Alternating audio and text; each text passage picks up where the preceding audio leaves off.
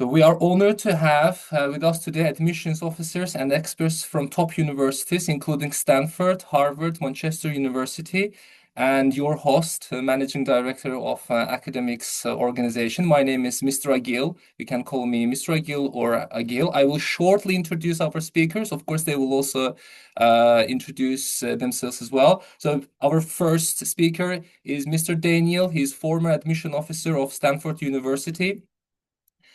Um, so he will start first. The second admission officer, she's from University of Manchester. Miss Renata, she will join a little bit later. And our research analyst at Harvard and Harvard Kennedy School grad, Miss Nergis, she will also speak about research opportunities and how she got into Harvard University. So we hope you actively participate and take notes, as this is a unique opportunity to hear directly from admissions professionals.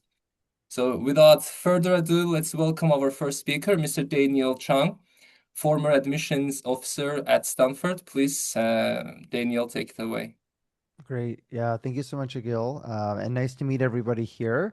I know we have people from multiple regions, and I only have 20 minutes for my section, so I've tried to pack actually a lot into it. So I'm gonna go basically like a slide a minute, and everyone can see my screen, right? It's our first time doing this, so everything good, right? Visually, right, Agil? Okay, great, Yes, thank you. yes, we can see you.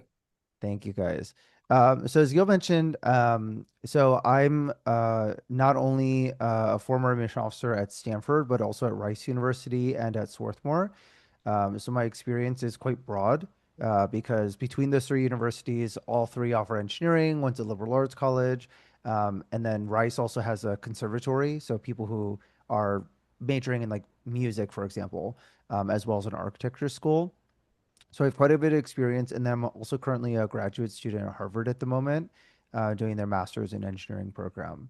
So this is my mini agenda for my section here. Um, so I know that a lot of people think, oh, like what's like the exact secret to getting into a particular school? But there's actually no real secret. Each school is almost like its own company with like its own culture, with its own universe of consideration. So it's really different. It's really school by school. But I hope to provide you guys with a really general sense of how you can approach, in general, kind of thinking about like a top 50 school if you want to be admitted there. So we're going to start off with a bit of history and a bit of context. Just have three slides on this section. So I think one thing that's really unique currently about the US, who knows what it's going to look like in the far future, but it's currently, I would say, the most intense academic competition environment. Um, Sometimes the acceptance rate is lower at other schools, like, for example, the IIT schools, the Indian Institute of Technology schools, especially like IIT Bombay in India. They usually have like a lower acceptance rate because they have more people applying.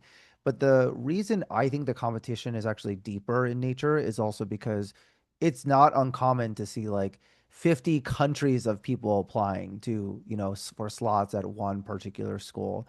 Um, so you have a lot of differentiated competition as well. And again, each school has its own kind of universe of priorities, which we'll talk about in just a second. The one of the trends that's been happening, and I think this reflects a global trend, is that people want urbanization for just lots of own personal reasons. So here are two schools that, for me growing up in the US, I would not even consider backup schools. I honestly didn't even think about these schools existing when I was applying to college in 2005. So now University of Florida, it was ranked like 130 or something like that. This is from the US News and World Report ranking, which is only US schools, not from the QS or Times Higher Education. But now it's number 30. It's a top 50 school. Same thing with Boston University. Historically, Boston College used to be a lot better, but now because Boston University has a really great kind of urban location, that's considered very much in demand for young people. Now, what is still true is what I've been talking about for a few minutes now is that it's about your individual context as an applicant, but also about your fit with what the school offers, what their culture is. Um, so, for example, your context is really kind of relegated to this top left hand part here. You are a unique set of opportunities and challenges. That's why the US has no minimum requirements, for example, unlike in the UK. I know it's really challenging for students from Central Asia region, or honestly, even from Asia in general.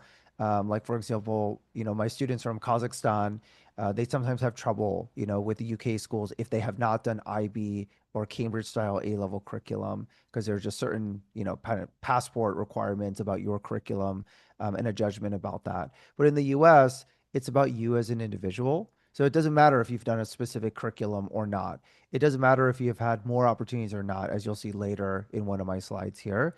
It's more about what you've done with it. And then your fit with a university is all about the various components and how they come together for you. Like I said, all three schools that I worked at offer engineering and have good engineering programs. You've probably not heard of Swarthmore. Swarthmore's a liberal arts school. It means that we have no doctoral programs. I also went there. So the professors just teach undergraduates. They don't work with graduate students. But we're number three in the US for per capita PhD production. So about 25% of all the classes are about 300 students per year, will end up getting a PhD. So on a per capita basis, we have a very specialized kind of environment, and that just looks very different. Like Stanford doesn't even hit like the top 10 for per capita PhD production because it's more well-rounded. That's not the kind of student who's naturally attracted to that place. Although, of course, lots of people get PhDs from there. Okay, let me go into the nuts and bolts because I hope to again just spend a brief amount of time per slide so that we have time for questions. So there are three main academic components. You will see later from Agil and his team that everyone has kind of a slightly different way of interpreting how important it is. And that's again because each school is so different. Okay. But in general, these are the three kind of main categories of consideration. You have academics, extracurriculars, and personal qualities. I don't need to explain academics. That's a linear correlation between, better grades, better test scores, and chances of admission. But a lot of the texture of the application and the variability really arises in the combination of the academics with the extracurriculars and then your personal qualities. So I'll have slides for each of those in a second. Academics is deeper than just your test score and your grades in the US. It's also a reflection of how you are defining yourself as a learner and as a student. So these are the four categories that typically US schools will look at. So the strength of your curriculum, if you're in like a national curriculum, it might be standardized. So that might not be a factor. But it could be a factor, for example, if you've done academic type of academic activities like research, or if you've also maybe taken AP courses and self-studied them or something like that. The alignment with what you want to study in the US, you do indicate majors that you're interested in, but it's not a hard and fast rule. It's rare to be directly admitted to something and feel like you can't escape. You can always transfer out of your major, and that's very common in the US. And I think performance and testing kind of speak for themselves. Again, there's a linear correlation there. Extracurricular activities we define as anything you do outside of a academic setting. So anything that's outside of what is required to like graduate from your school curriculum. So like homework and studying and stuff like that. Like I mentioned, it could be something like research, which is an academic extracurricular activity. It's something you're choosing to do outside, so extra, outside the curriculum. That's that Latin word there.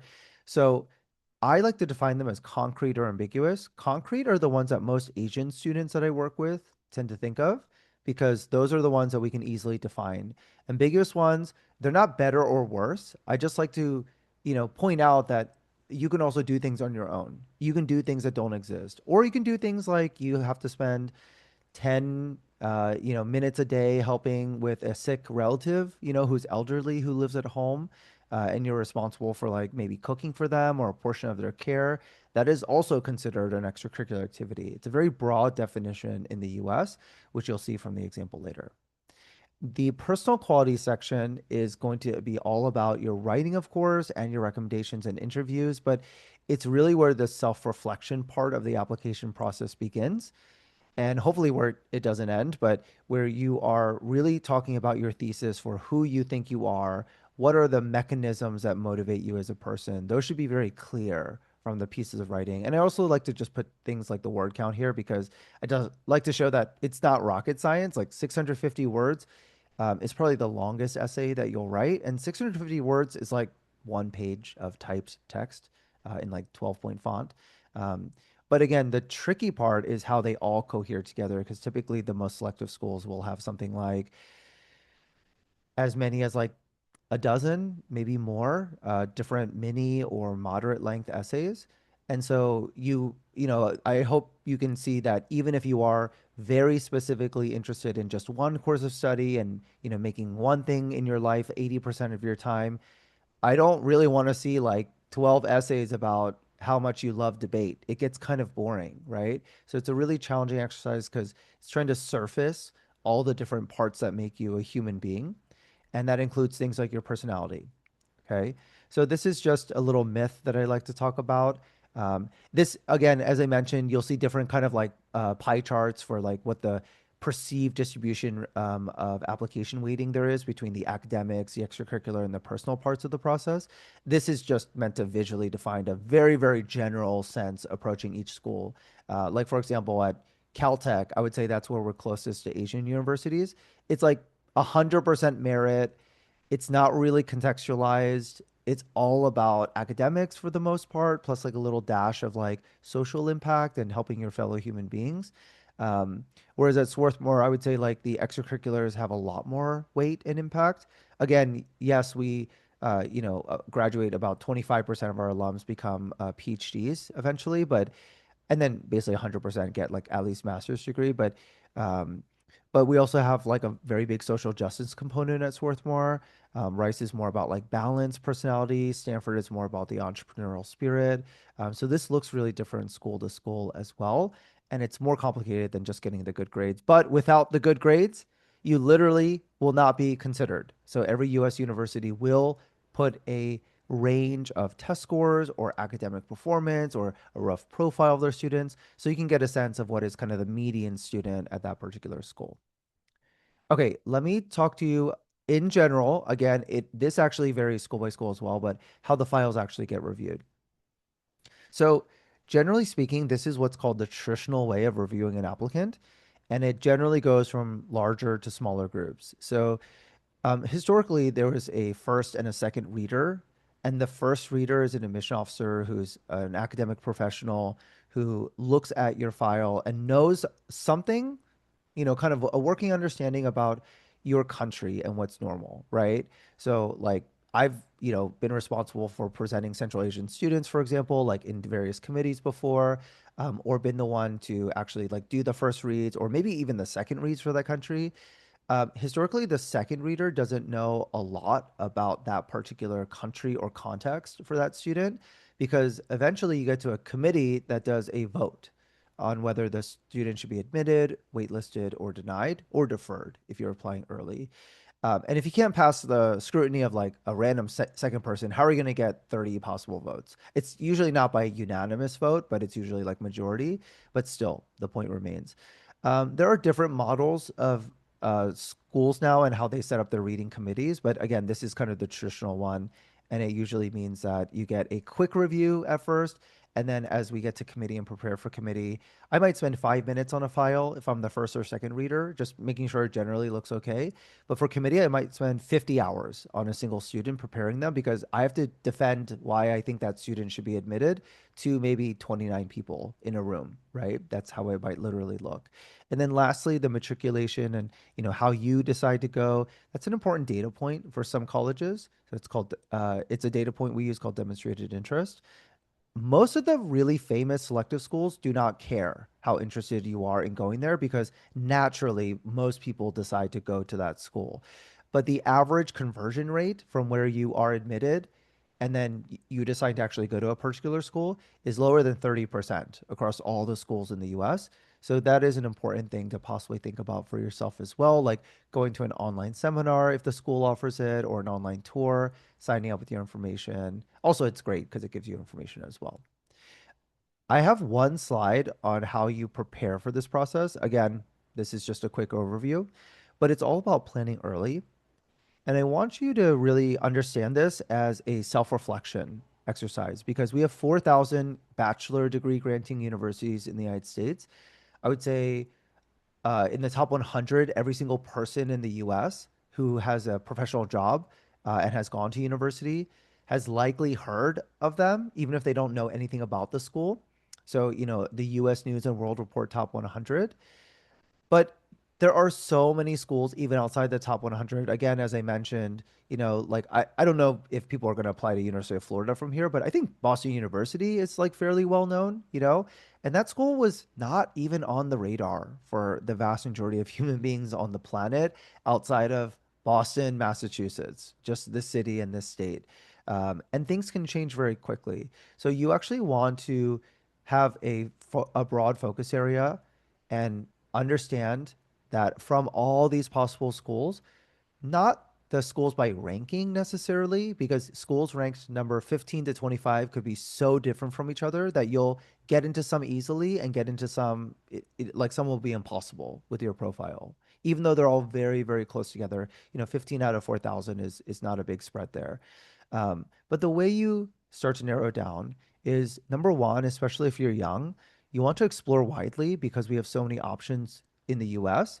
You want to be able to answer questions for yourself. Like, hey, I thought I might like debate. Well, join the debate club, or like join an online debate club. It doesn't even have to be in person. Um, Try that sport that you've been thinking about. You're interested in an academic subject, interested in doing research. Okay, well, just try it. It might not be something you pay money for. It might not be something that you have to apply for. Maybe it's just you're kind of doing it on your own, or you ask a teacher. But that's how you get started, just by exploring. But the second stage of really preparing for being having a competitive US application is to fail as well, because failure validates what you like and what you don't like, what you're good at, what you're not good at. It's not a statement about what you will be good at or not good at in the future, but how can you even know, right? If you haven't challenged yourself. And that exercise will really narrow down for yourself your self-understanding. Lastly, you do want to pick a focus. So you notice the order of this is the flip of what you might normally expect if you're applying to, for example, like universities in the UK, Canada, Australia, which have severe minimum requirements that you sometimes need to prepare like 3 or 4 years in advance for. Like, for example, if you know you're going to apply to physics course at Cambridge or Imperial, then you need to take physics higher level. If you're in an IB curriculum, you need to take your national physics curriculum. You might need to take the AP exam. You might need to do research on certain things. So you might start with number four if you're applying for the outside the US. But in the US, this kind of comes last. It emerges out of what is already there in your application. I want to, as we get to the end of my section, I want to talk about two myths that I hear a lot about, just to kind of tease your brain a little about what maybe the Q&A might look like as well. And that'll be at the end of all of our presentations. So the first myth is kind of a fun one. It's this idea that like, oh, admission officers in the US are like constantly checking your social media accounts. So like, yeah, there's been some data and surveys about it. But as you can see, like a lot of people think that, it's fine to do as an admission officer, but very few people have done it. The reason for that is not because we don't have time, which is part of the reason in the first and the second read. That is a real reason. I mean, my day as an admission officer for a whole quarter of the year used to look like wake up at like 6 a.m., do some exercise and eat, and then I'm probably sleeping at like 10 or 11 after working all day. And that's if I do like a 6 day per week schedule. So I usually spread mine out to 7 days a week. So like no Christmas, no New Year's, like no holidays, because a lot of our work happens around that time. So we're very, very busy.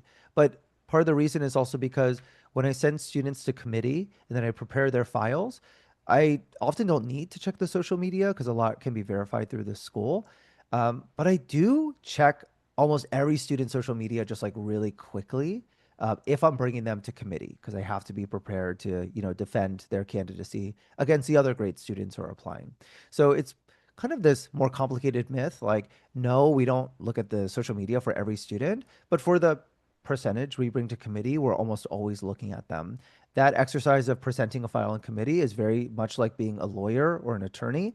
I have to know the facts very cold. I might have literally 29 questions come at me in 6 minutes. So I have to basically have memorized every part of the file and have thought through all the implications of how we could discuss them against the thousands of other people that are being presented in committee over like a month or two.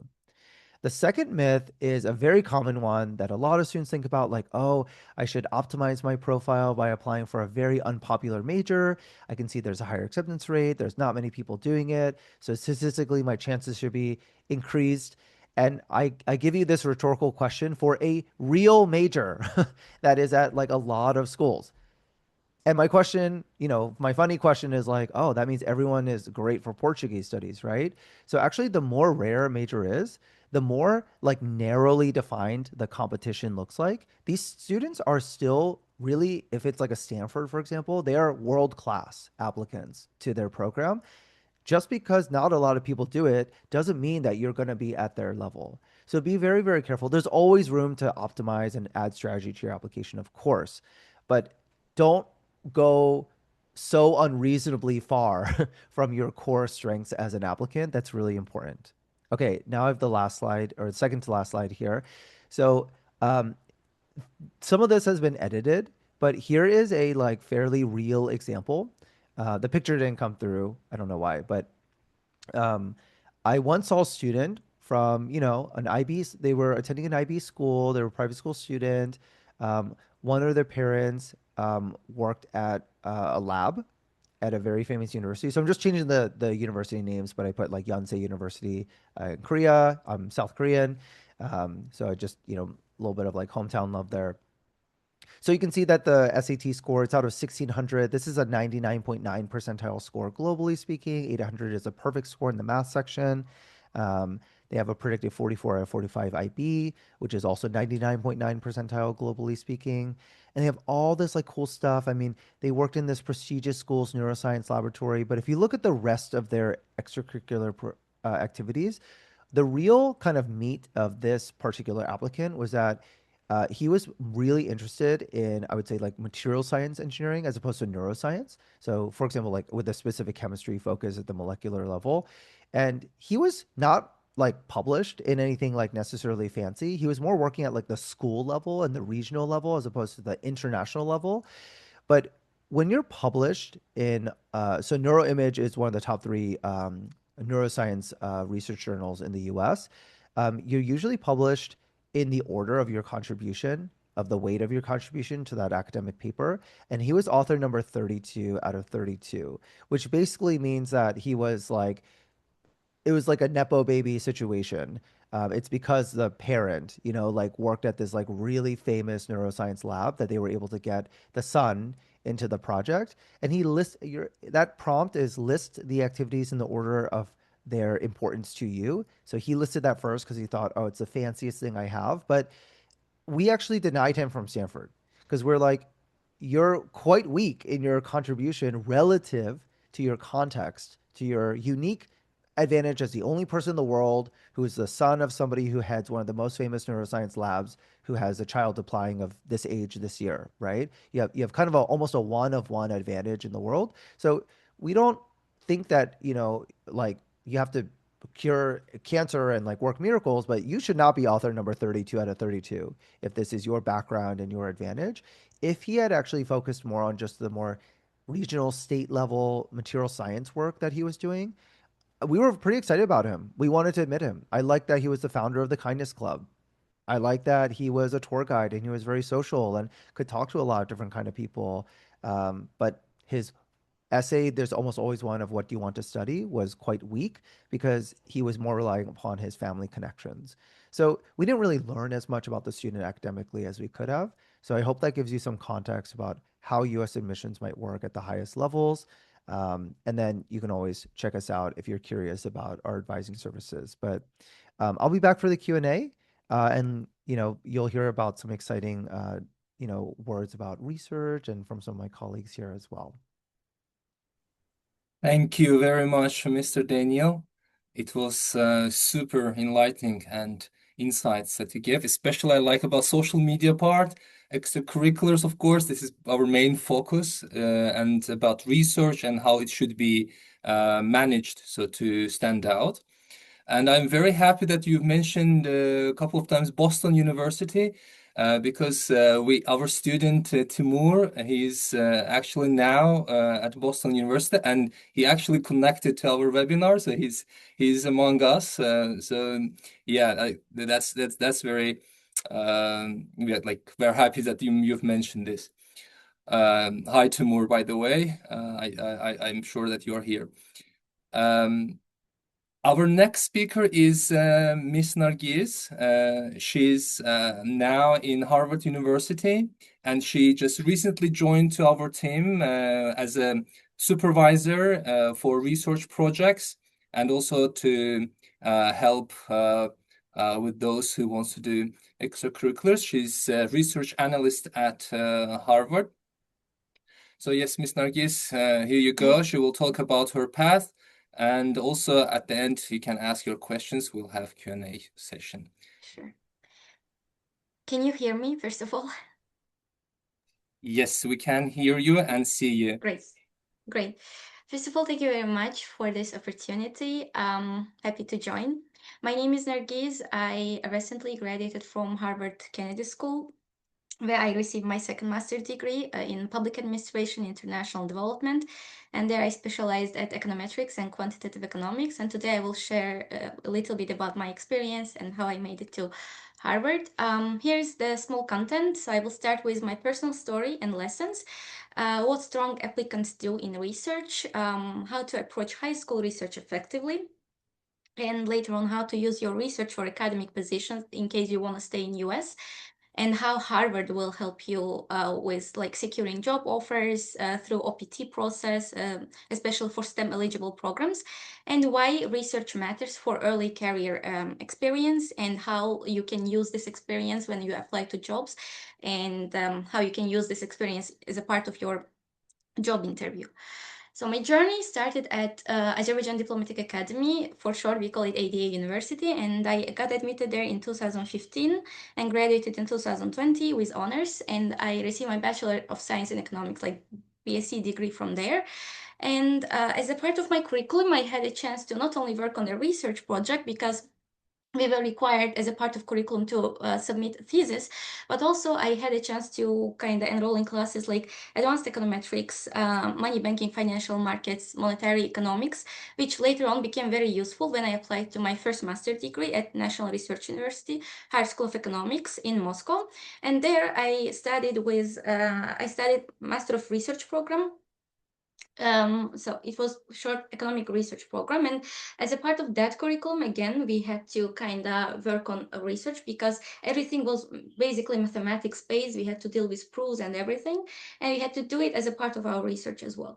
So during the first year, because it was 2-year program, during the first year we had a mandatory course named FES, Faculty of Economic Science, and every student was asked to kind of join one research project under the guidance of our professors, and then define the research question, collect the data, conduct the literature review, then come up with the hypothesis, basically write the entire literature, entire like research. And this is what I did.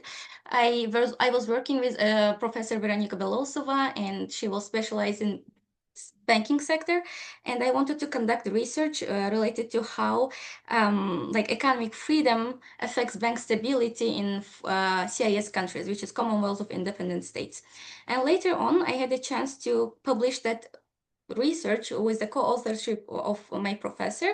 And when I applied to Harvard University, like I had to write 5 different essays, and in one of these essays, they were asking question about, tell us about the time when you had to work on a research, what was the result of that research, how was it applicable to the real world. So I could use it as an example for the essays that I had to write. And during the second year of my master's degree in HSC, I joined State Oil Fund of Azerbaijan as a macroeconomist at Budget Forecasting and Projects Department. And there I gained not only like work experience, but also I had a chance to improve my technical skills, especially from the standpoint of econometric analysis and macroeconomic diagnosis. And In another essay, in total, I had to write 5 essays when I applied to Harvard Kennedy School. And in another essay, they asked us, like, could you please tell us about the policy design that you have written and how whether it was successful or not? Which policy tools did you use? Was it monetary policy? Was it fiscal policy? So this is how, like, my experience from oil fund was much more useful. And especially among the students who got admitted, there were less people who had experience in commodity markets, and because that oil fund was a part of commodity market in my country, and that was additional kind of niche that I was contributing. So you also need to mention in your statement of purpose that, like, what is the kind of advantage that you are bringing, what is that you are bringing to our community. So that was my answer, basically. So moving to what strong applicants do in research, especially if you are at the beginning of your career, if you have never conducted research before. So you have to bear in mind that you have to start with a question, not with a topic. So for example, if let's say that you are interested in monetary policy and you would like to conduct a research on inflation, you shouldn't just say that, like, I picked up the topic as inflation because it's interesting. You should just say that you should narrow the topic down so that it will become more attractive for the admission committee as well. You should say that, okay, I observed that in emerging economies, inflation rate is increasing despite the higher interest rates. Because in theory, we see that there should be a negative relationship between inflation and interest rate, but in practice, this is the opposite. And I was interested in why this is happening, and that's the question that I'm analyzing. So you should start with a question. So question is what matters for the admission committee the most. And this will show how you are contributing. And when it comes to the analysis section, you don't have to use very extremely sophisticated tools. Like, no one is expecting you to conduct like research in Dinar, in MATLAB. You can start with a simple regression, basic regression, but you have to make sure that clarity is there. So you have to clarify your research question and then review the literature in order to show what is the gap in the literature that you are trying to kind of eliminate, and then describe your data to make sure that you took the data from reliable sources, and whether there are outliers in your data, how you are gonna manage it, how are you gonna eliminate it, whether maybe you should consider these outliers, maybe they are contributing to your research, but if they're unnecessary, how you are gonna deal with it. So you also have to specify that. And then why regression analysis? Because as a part of the research, like at the end of the day, you are trying to explain the effect of X on Y, and regression analysis is one of the best methods you can do this. So if you are dealing with maybe time series analysis, then you will use methods specified there. You can use PAR model, VEC model. I don't want to go into details of econometrics, but for the beginner level, so simple OLS regression will definitely help you to kind of conduct your research. And at the end of the day, when you kind of finish your research, when you write the policy recommendation section, you have to make sure that you are connecting the results that you have found to the real world. So, okay, you had a research question, then you came up with the data, you analyzed it, you found that X has an effect on Y, so what? So this so what matters the most. So you have like, this is also, if you are successful, this is what you will mention in your essay as well when you apply to Harvard or Stanford or MIT.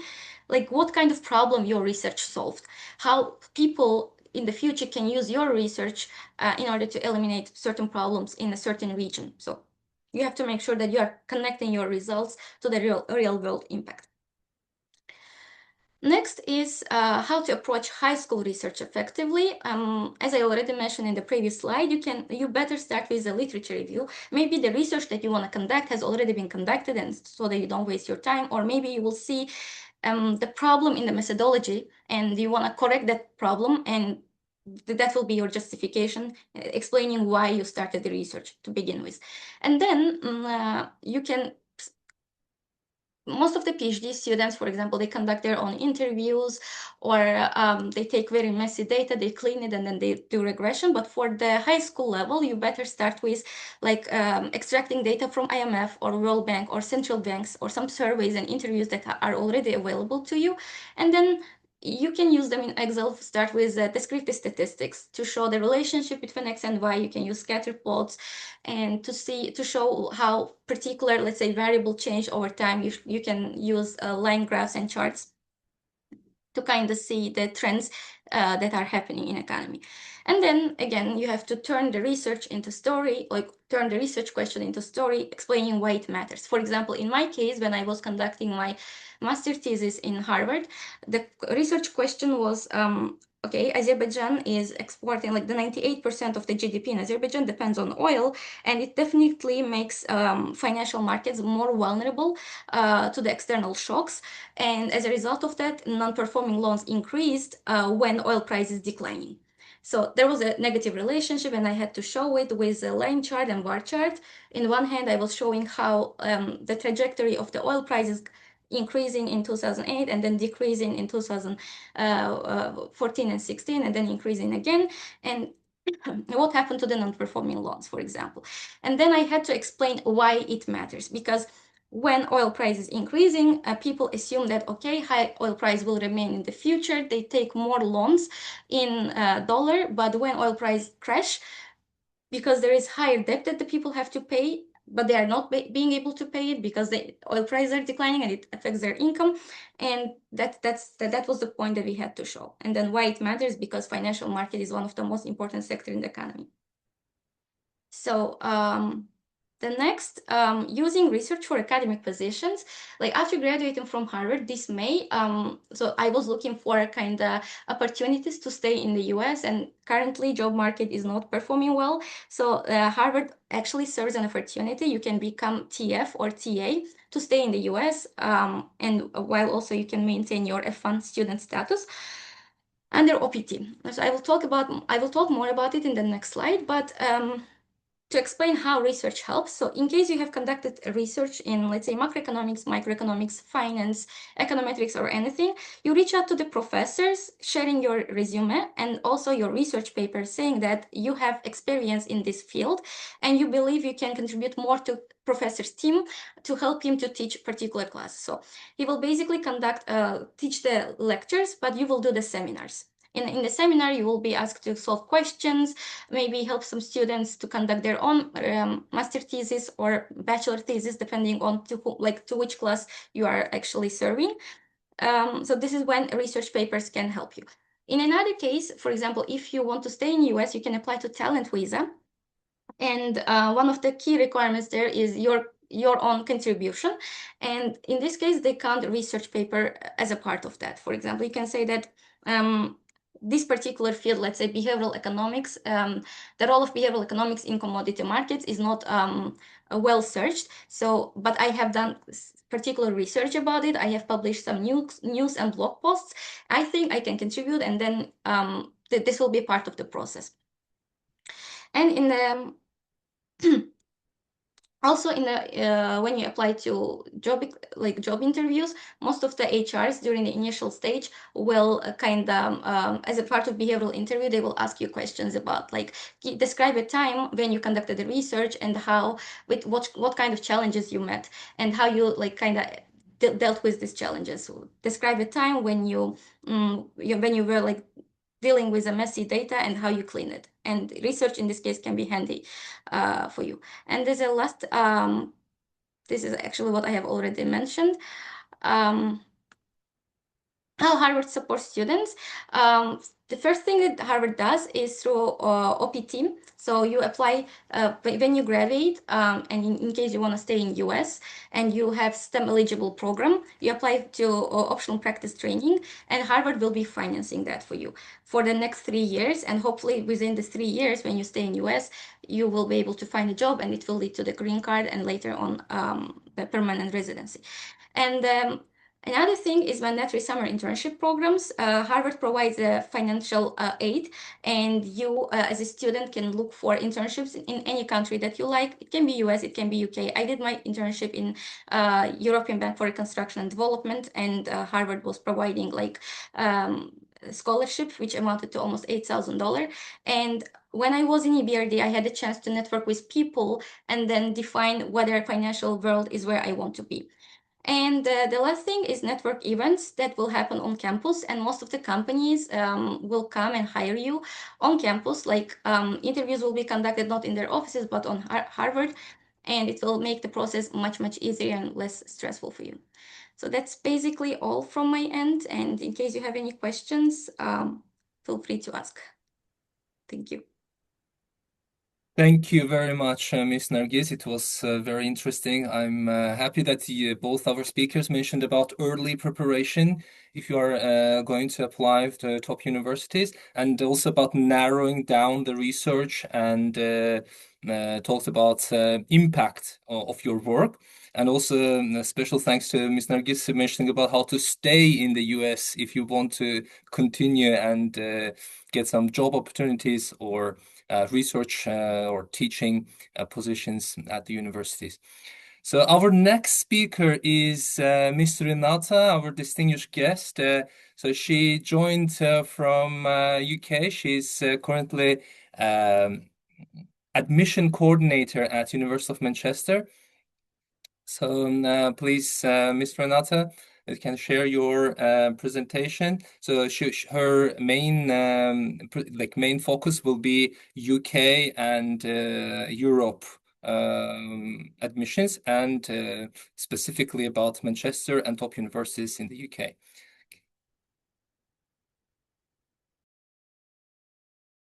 Thank you very much. Can you hear me well? Yes, we can hear you and see you. Excellent. Perfect. So can you see my screen? Yes, we can. Fantastic. Thanks very much for the invitation. So my name is Renata Mehran, and as you've already mentioned, I'm the admissions coordinator at the Faculty of Science and Engineering at the University of Manchester. I specialize predominantly on undergraduate applications.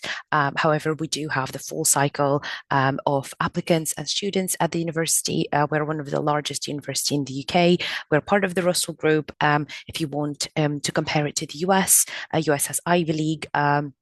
We are a similar thing in the UK. However, Russell Group specializes in universities with predominantly a very strong research background, which we are.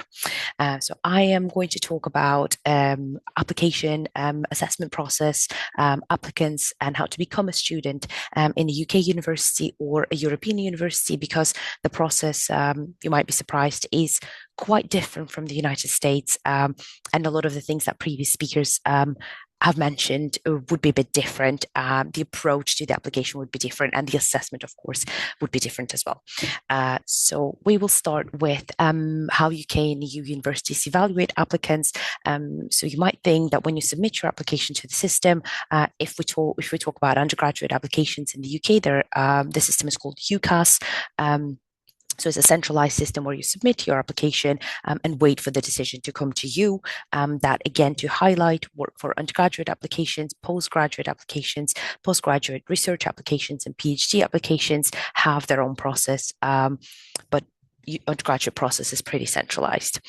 So when you submit an application, it's not touched by artificial intelligence yet. It's touched by people. So it's myself, my team, and similar teams at the university around the country, at our university and universities around the country. We look at every single application ourselves, just to give you kind of a glance. Just my courses, which are called Computer Science and Electrical and Electronic Engineering. Last year, we've had around 8,000 applications for the undergraduate courses, and it's all manual labor. So we assess them, look at them, evaluate them, and make a decision in-house ourselves. First things first, what is important when you submit your application, and what we will look at on the receiving end, is academic performance and predicted grades.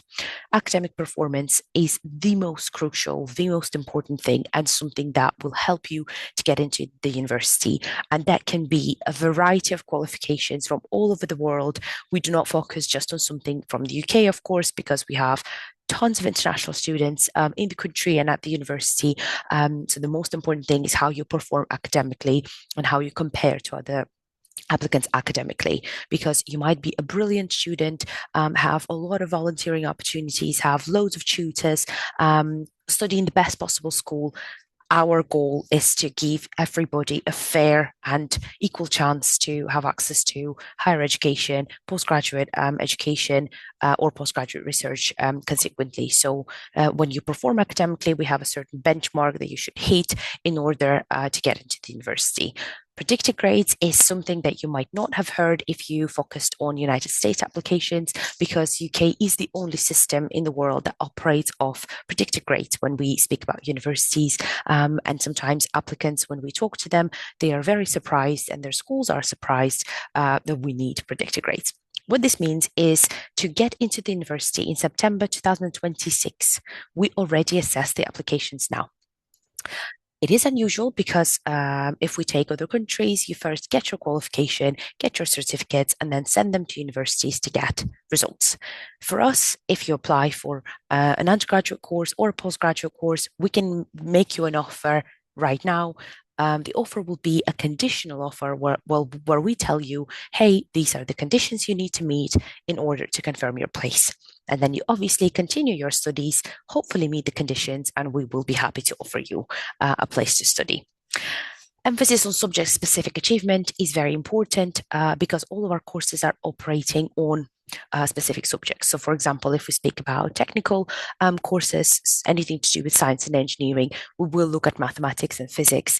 If you're applying for postgraduate research or PhD, it again would be focused on everything related to those topics. So that means that your research, all of your kind of area of interests, your motivational letters, your personal statements need to be focused on a predominant area that you're applying for and nothing other than that.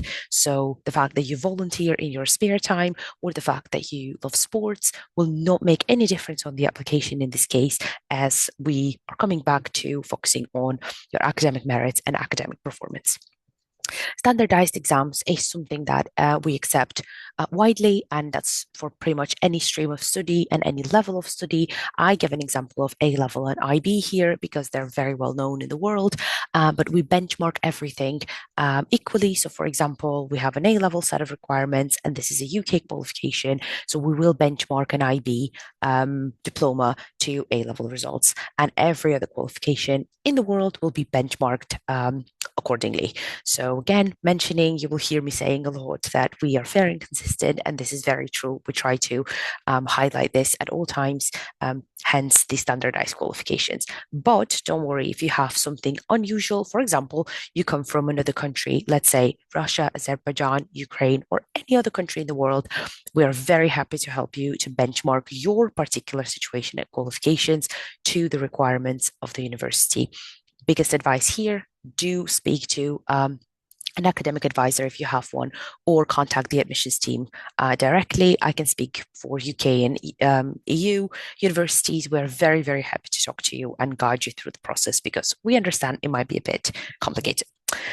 Teacher references and subject rigor. Teacher references are crucial and important. The teacher, again, has to be related to your field, and it can be absolutely any teacher from any level of study. So, for example, you're doing your last year of school, you have your maths teacher, fantastic, do get a reference from them. What we really appreciate, and we do have systems in place to check that, is that the reference and personal statement you submit are authentic. So authenticity is a big concept for UK and EU universities. Please do make sure they're not written by any type of AI such as ChatGPT, or if ChatGPT obviously helped to check, for example, grammar for the things that you submit, please just make sure that you reread it again before submitting, because our system will catch plagiarism, and this will not result in receiving an offer in most cases. Importance of academic readiness, portfolios, and personal statements cannot be underestimated here. So I've mentioned that academic performance is a crucial thing, but that does not mean we just look at your grades, because obviously we understand that a student profile is quite wide. Academic readiness is the primary factor. That's why we read your personal statement. And again, we definitely do read it. A lot of applicants do ask us, oh, do you have time to read everything? We do, because we care about you and we would like you to have the best experience in your life. So we need to see that you're ready academically, that you know what your goals are, that you know what you are about to get yourself into, because UK education system is a bit different to the rest of the world. It is very, very independent, very student-led. So for some people coming from a school where you have a lot of advice, a lot of teachers over you, to a place where somebody tells you, well, it's up to you. Research is up to you. Your timetable, up to you. Your modules, up to you. They're optional. It's a bit complicated. So do take this into account. And websites of the courses that you'd like to enroll to do have very detailed level of information about the modules that are available throughout the years of your study. So please do read the modules carefully and assess whether this is something that you truly would like to do for the next 3-4 years of your life. Portfolios essential for creative or arts programs. For example, University of Manchester has one of the strongest architecture degrees in the world. We're number 5. We do this degree together with another university in Manchester, and portfolio is a crucial part of the application process. You will be assessed on that. So please make sure if you're applying for something that involves drawing or fine arts or design, make sure you know how to present a portfolio, how it is assessed, and what are the criteria.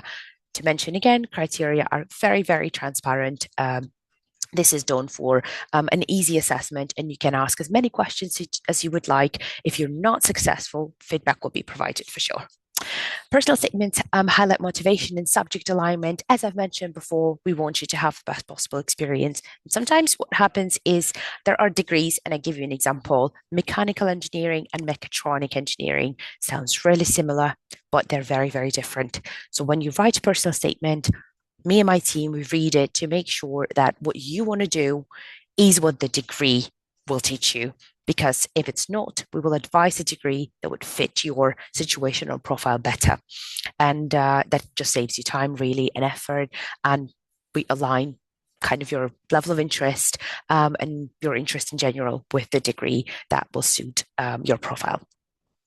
Demonstrate a commitment to chosen field. I again mentioned that before, but I will mention it again. We would like to see where the interest is coming from, whether as a child you were interested in something, or you've developed it through school years, or you simply look at the world at the moment and know that this career is necessary for the future, cannot be replaced by AI, and is something that you have an academic profile for. So that's a perfect combination to talk about. Be as creative as you'd like to show us your interest in studies. Differences between US and UK and EU admissions are quite significant, I would say. US evaluates your overall holistic profile. Previous speakers have mentioned, for example, social media. That's something that UK will never touch, will never do. And we have a lot of laws in place that protect your privacy in that sense. And I'm not saying it's bad at all to check it. Absolutely not what I'm saying. What I'm saying is that we focus on something else. So if you, for example, have a social media profile that you would like to highlight as a part of your application, and it's related to art, and you apply for a course that is related to art, then fantastic, go ahead. But for an engineering degree, this will not be something that will be checked or taken into account. So that's something to keep in mind. Extracurricular activity, whoa, my language at the end of the day, are important for US applications, far less important for UK and EU applications. Why, you might ask? Because we would like, again, to give a fair chance to everyone. If you had a chance to volunteer or be a part of a sports team, that means that somebody else who is applying for the same degree might not have a chance to do the same. And we would need to make sure that you're equal in that sense. So if you'd like to add something to the application, you can, of course, contact the admissions team, but please keep in mind that this might not be evaluated, and kind of ranking in a way does not exist against applicants. We do rank against the results of your qualifications, but we would not put 2 applicants together to compare them in a normal practice. Personal statements in the US are focused on kind of a narrative, whereas here we focus it on your academic interest, performance, and relating those interests to the field you're applying for, if that makes sense. Currently, UK has changed the system. So this is the first year we're trialing it, where we ask you 3 questions to answer rather than write a full essay. And we will see some feedback, and hopefully it works well. But in my opinion, it kind of breaks it down for you. So it's much easier to answer each question in a short paragraph, and much easier for us to read and find the answers that we need. Testing differences. Obviously, US has its own qualifications, such as SATs, ACTs, and APs. We do accept them all, by the way. The exception is SATs. We are moving away from them because US undergraduate system has advised us to do so. So when we look at a qualification from a certain country, we are in a close discussion and relations with educational ministries of those countries to make sure that we actually are up to date with all the information. But as I said, A-level is the main qualification for undergraduate degrees. If we're speaking about postgraduate degrees and further research, we also take into account your academic profile, as in your full profile, what you have done as a part of your school education, education after school. So what kind of education have you picked? A vocational degree, an apprenticeship, or a full degree? Have you done your master's, or have you had an integrated master's degree? What research have you done? What publications have you done? But it all starts with kind of the first thing that you've done as a part of your education, and we'll have a look at the whole profile. What schools can do early to prepare competitive applicants is a great question. And not only schools, of course, but applicants themselves need to be interested in preparing themselves and having the best academic profile to apply for UK and EU universities. Strengthen academic rigor and counselling, that's something that schools can do. And I do personally notice a huge difference when applicants either hire somebody or ask for an advice, ask for external help or assessment when they submit the application, because a lot more questions are answered. The applications are fuller, have a lot of information, and are much easier to read. So first things first, don't be scared to ask for help or attend events like today that you're attending. Is already a great step towards your future in any type of higher education, because listening to people's experiences, listening to the advice they give is going to shape the type of mentality that you will need to succeed in your international education. Guide students towards subject specialization quite early. That again, mentioning your interests and your academic profile. It is very important to be specific with the degree you're applying for, because EU and UK systems focus on specific degrees rather than a broader degree. Giving you an example, when you start year one, you won't be doing general engineering. You will be focusing in your specialization.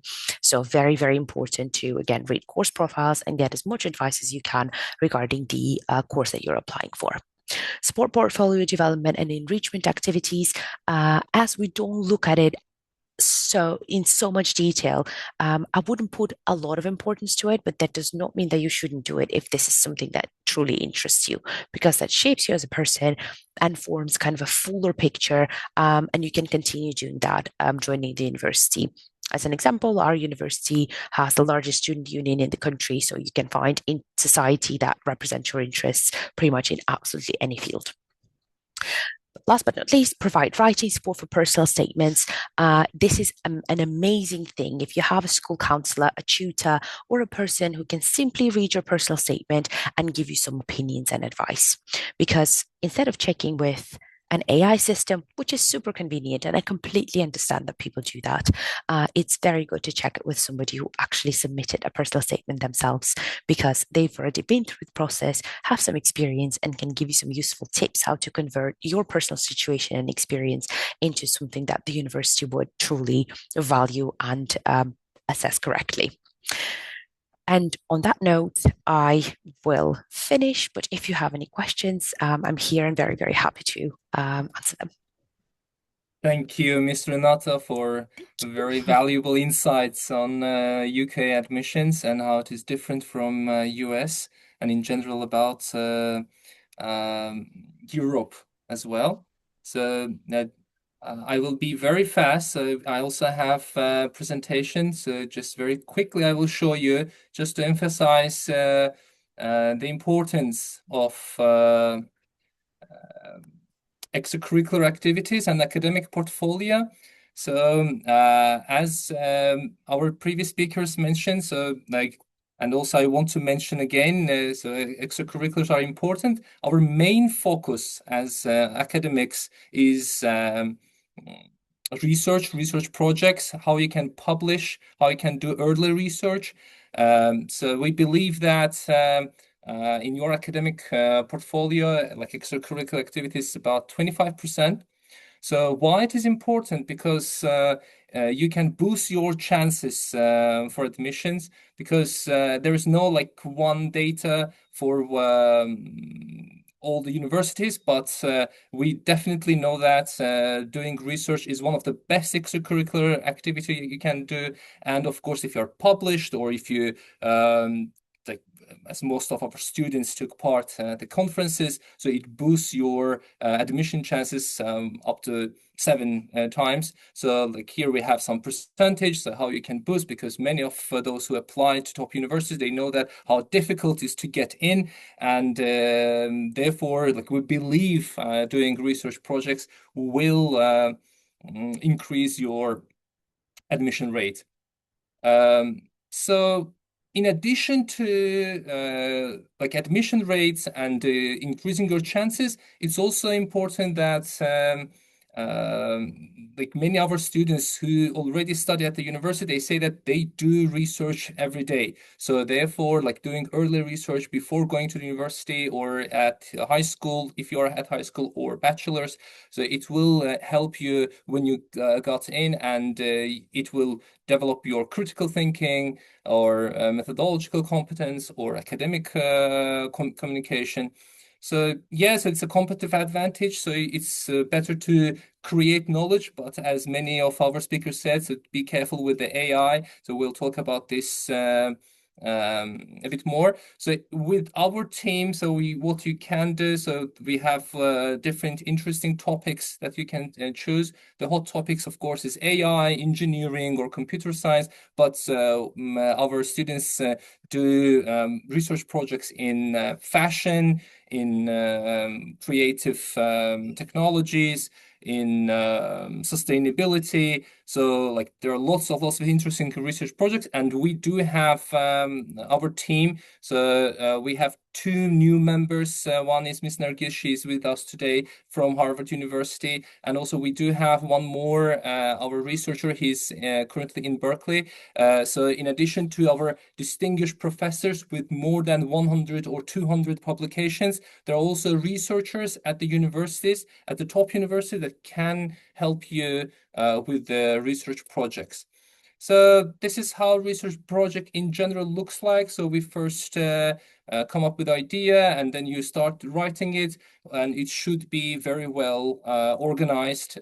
So I'm not going to go with details, but those who already started with us, they know that it's not easy to do that, but it is very interesting, especially when you choose the topic on your research interest. As I've mentioned, you can use AI tools, but you should be very careful with generating the text, because like we publish in peer-reviewed journals, and all of them, they do have plagiarism and AI detectors.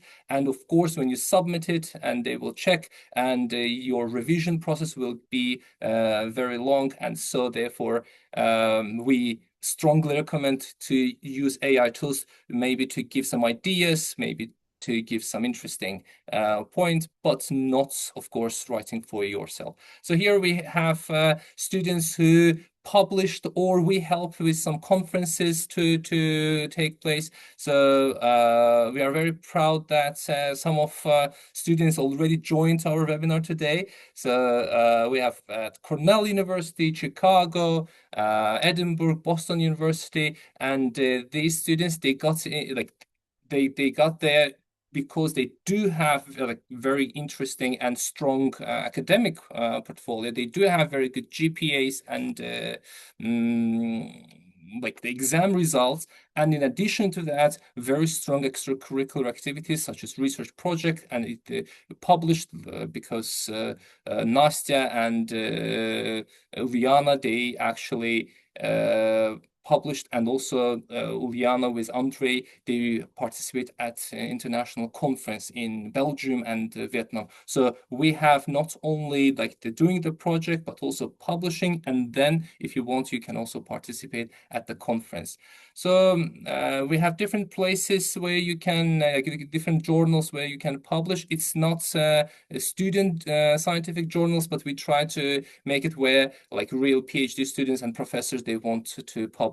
So therefore, this what makes us different, and those like journals will, in our opinion, impress the admission officers.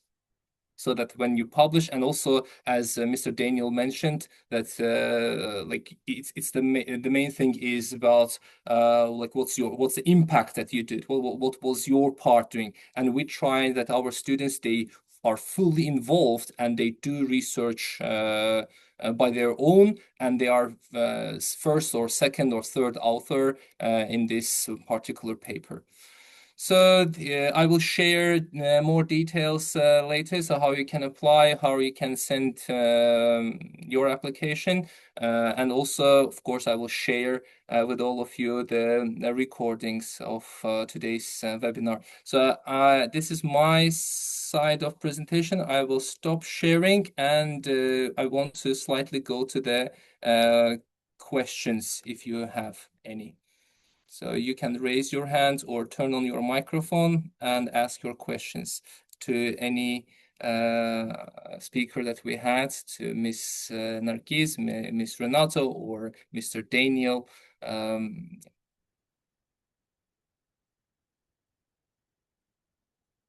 Can write in the chat as well.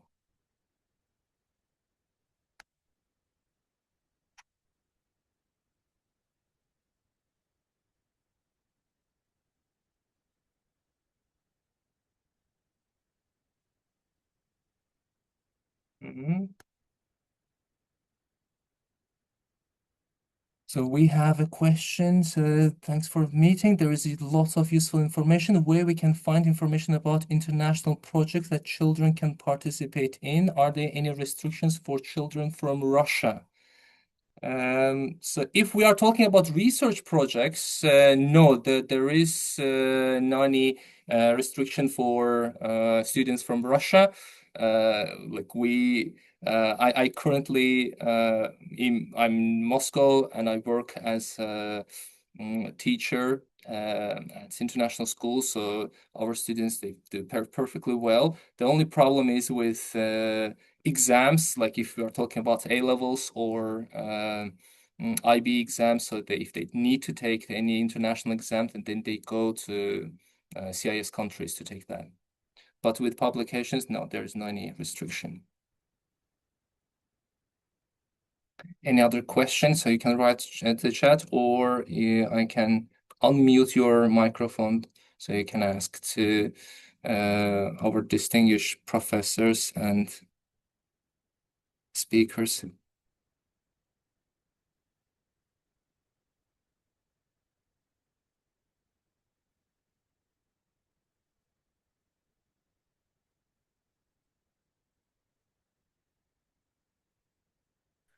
I'll also just add in, because the question was about Russia as well. So there's currently, as we all know, a suspension for like non-immigration visa services. But actually, even the U.S. like embassy website states that you can do it through like a third country, like Kazakhstan or Uzbekistan or something like that, as long as there's like a U.S. embassy there. And for the application review process, it still does not matter, like what country you're from, what your background is. The US has a lot of international applicants all over the world, so it doesn't have to be something like international or fancy to be, considered like a strong applicant. You can do things like more at the local level as well. Yeah, thank you, Mr. Daniel, for insight, for answering.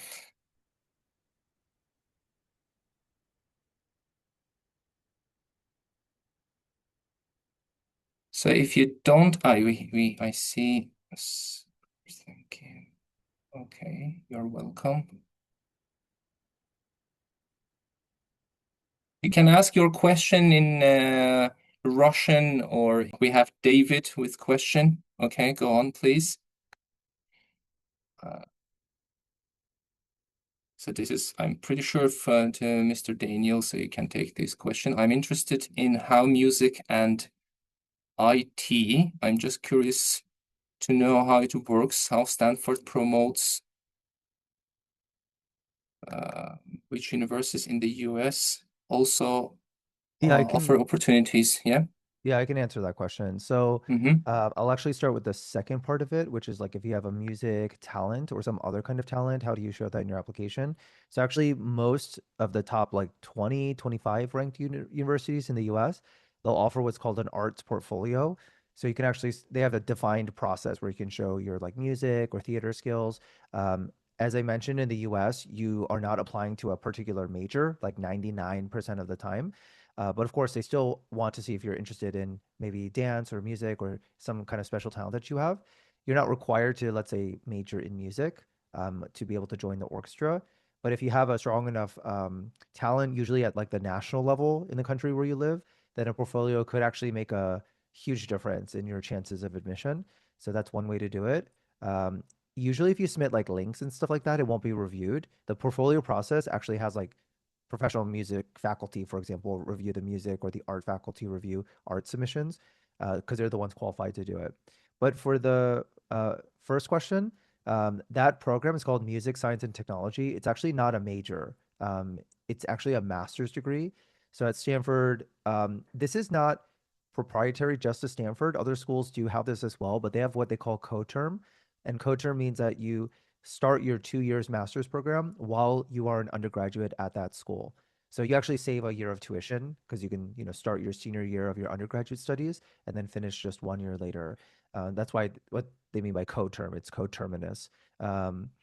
So that is again a master's program, but I mean, Stanford has a really amazing institute called the CCRMA, the Center for Computer Research in Music and Acoustics. So that can also be something you do research for. But if that's a great example of how like you do something that's kind of proprietary to you, that's important to you, that maybe you do at a high level, that a lot of student or a lot of schools would be interested in reviewing as part of your application, even if they don't have, let's say, the advanced research facilities that Stanford has in this specific area. Even if you're doing it kind of like on your own or using the resources of a school in a slightly different way, they're very open to that as long as it's something they can offer. Like, for example, you can't say, oh, like, I want to apply to Rice University and I want to do like skating because um, it's like over almost 40 degrees Celsius for like a good quarter of the year there. They don't have, I mean, they have ice skating rinks, but they don't have a strong ice skating culture. Even if you're winning Olympic medals for your country, they just literally cannot provide you with the resources that you're asking for. So you have to be critical about how you look at that. Um, but hopefully that answers your question. Thank you, Mr. Daniel. Actually, I also want to ask like about how Stanford prioritize their like the activities students provide.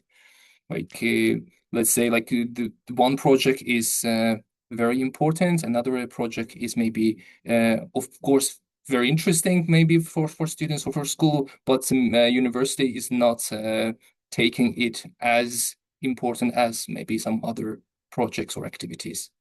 Yeah, it always depends. And that's why this process for the US is not an exact like mathematical formula. Neither is it even like a science. I would say it's a little bit more like an art to be anything else. The specific combination of an activity and what it says about a student and how it kind of coheres with the rest of their profile and looks a certain way is kind of like a form of art. It's kind of proprietary to each person, but also then how that looks to a particular school is different, student by student, profile by profile as well. I mean, at Stanford, like, there are personality elements, like they generally value, for example, collaboration as opposed to people who are driven by competition. Whereas like at UPenn, for example, like UPenn thinks they won't say it this way because it's kind of a US cultural thing. You're not supposed to say it out loud, but they do like people who are competitive. That's seen as like a big part of the social culture. It's not seen as a bad thing, right? And we live in a big world where there's room for both of these paradigms. But outside of those kind of more subtle things, it's not about whether something is like the best or not because I would say only 10% of students admitted to Stanford from what I've seen, they are just in absolute terms better than other people. So of course there are like Olympic, winners like gold medalists. There are academic Olympians, who are like, winning multiple medals there as well. There are the people who are winning, some international violin competition. So and debate, I mean, those things where you can be ranked, that's fantastic. But again, only 10% of students admitted are admitted because they are just in absolute terms better than other students at something. They still need to have the profile pieces, they still need to have the personality pieces for the particular school. And then you don't have to have your best and most impressive thing be related to what you want to study, because only about, like, on average 30-40% of people will end up graduating with what they put on their application for their major in the US. So, they just want a general sense. Like, I'll be very quick, but I'll provide an example of, I had a student once who had a brother with like severe developmental, like neurological disorder. So she just did a lot of volunteering, and then eventually ended up going to Washington, D.C. to do like policy and lobbying work with her organization.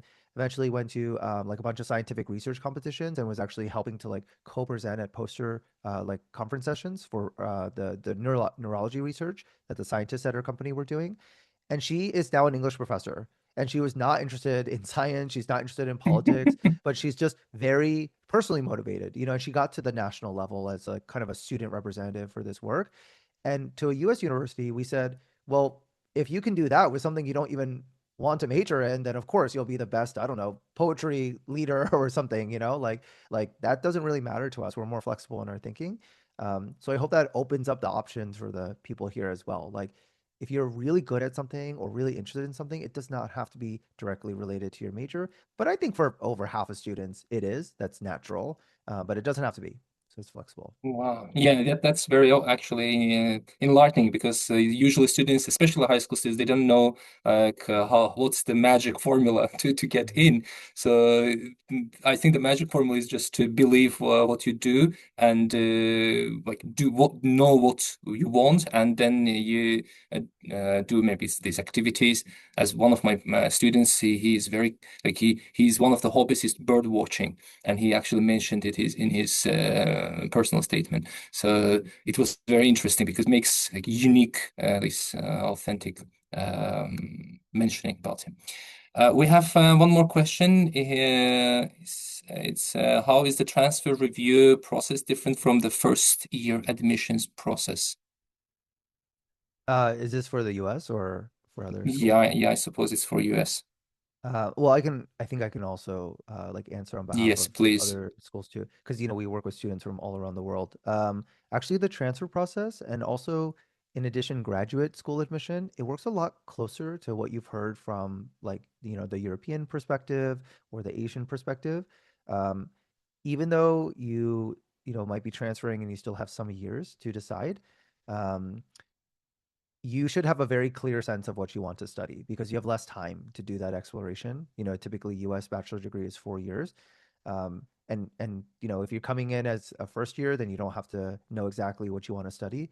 But transfers should know what they want to study. And just to illustrate how selective it is, like at Stanford, we would usually take 10 transfers a year. And there were like thousands who would apply. So also, transfers tend to serve a different purpose for a university. They want you to bring your life experience, your maturity. Some people transfer for different reasons. They have like mandatory military service, they have a trauma or like a health issue that they're dealing with. They are really motivated to do something like take time off and volunteer. I mean, those are all kind of valid things, but at that point, it should be very aligned with what you want to study. Your extracurriculars will be very closely reviewed in the context of the major that you put down. Um, but if you're already in a US university and you want to transfer to another one, I always also like to say, like, think very carefully, especially if you want to stay in the US and go for things like OPT, as was mentioned here, because the US is very flexible in like career as well. Like, you don't have to have a certain degree to do a certain job. So as long as you're like getting good grades and you're relatively happy, like, I, it's not always certain that it's worth chasing like more prestige. Because also there are people who transfer out of Stanford every year. I know it sounds hard to believe, but there's always like a handful that do it as well because it's not the right fit for them. So think hard before you transfer, because it's a huge disruption. Unless you literally are not getting anything that you're looking for at your current school, it's a lot of work to like catch up at a new school. But yeah, great question. Thank you. Thank you for answering. Another question is to me about need one applying, so like about research project in the field of finance, need one applying for master's degree in LSE and having Russian bachelor degree in other field, currently doing a pre-master's in economics in City St. George. So how we actually do the research project, first we should identify your research interest. So if this is the first step, like we meet with a student and organize meeting with professor in your field, and we identify what's the research interest and what is your interest and what do you want to do, and then we start.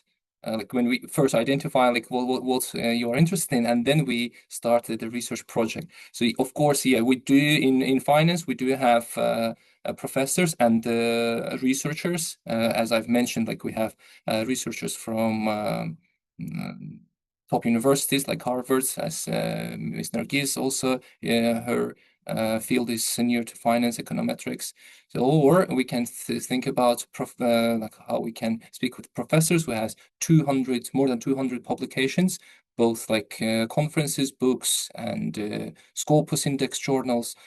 So therefore, yeah, the first thing we should have a meeting with you. So feel free to apply, and I will share like more information by emails, and you can apply there. And so to organize a meeting to understand what's the interest and how we can start. Thank you, David, as well. How we can organize a meeting. Yeah, okay, so that's what I have mentioned. So I will, so there is we do have QR and academics.org, so you can apply by applications. So I will also put it here, academics.org. Okay. So if you don't have any other question, okay, Paulina raised hand. Yes, please, Paulina, I can unmute or you will write. Yes, hello. So in fields like digital art, computer science, or engineering, does a verifiable portfolio or academic such as grades weigh more? First of all, let's identify where you're applying, Paulina. Is it US Probably in or UK, or you're not certain yet? Europe, probably like Switzerland or Netherlands, something like that. And the question is?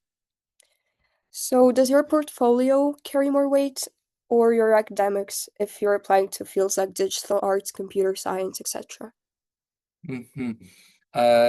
So I'm very sorry. We should say goodbye to Mr. Daniel. So he just left. So he has also a meeting. So thank you for him for joining. About your academic portfolio or your grades, all of them matters. There is no such a thing that something is not important. So it depends which university you are applying, and it should be dependent on university.